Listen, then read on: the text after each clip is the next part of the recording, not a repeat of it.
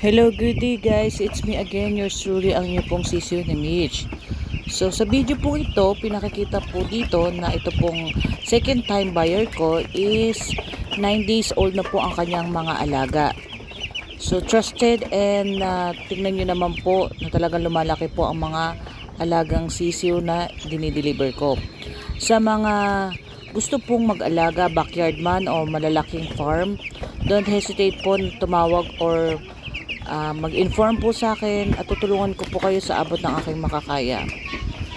At tuturuan ko din po kayo sa pangangalaga o pag-aalaga po ng inyo pong mga sisiw.